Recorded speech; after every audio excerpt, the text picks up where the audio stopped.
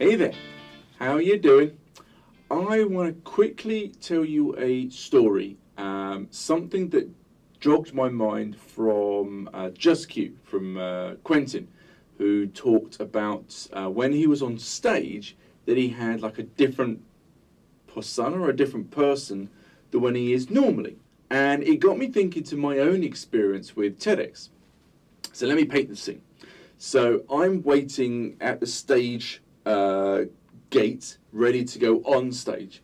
You have the host up on stage, kind of saying, kind of getting the crowd going and saying, like the next person we have is Toby's X, Y, and Z.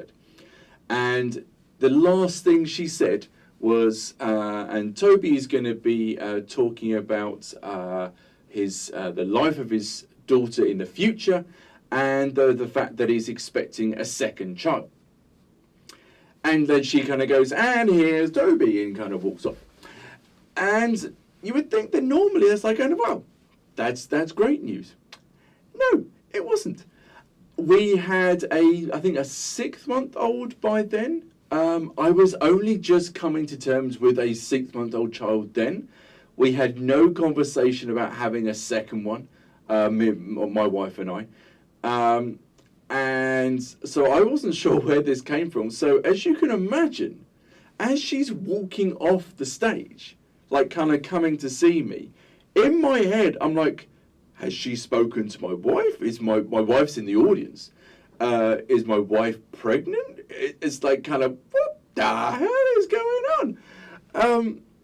And like all that in a split second was like kind of like my normal kind of like day-to-day worries, challenges, whatever you want to call it. But then as soon as I kind of like stepped on stage and kind of like, walked into the middle kind of thing, it just blanked. And Justin used that, Quentin used that term of muscle memory. And it's true, is that because I practiced so much and because I knew those first lines like kind of just like that, and I knew that my story and I was comfortable with it, is that I could go straight into what I was doing and forget about all the rest. Because that could have been disastrous, quite easily. I could have got on stage and just saw my wife and thought, yeah, and I'd be like kind of, that's the worst TEDx in the world.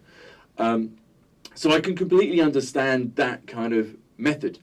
And it, for me, all comes about because of the practice. It's not some Jedi mind trick that we're doing. It's simply that you put in the effort up front, you put that muscle memory to use, and those kind of ideas go out of your head and you just get on with what you're tasked with doing. So I hope that helps, and I'll talk to you next time. Thank you very much.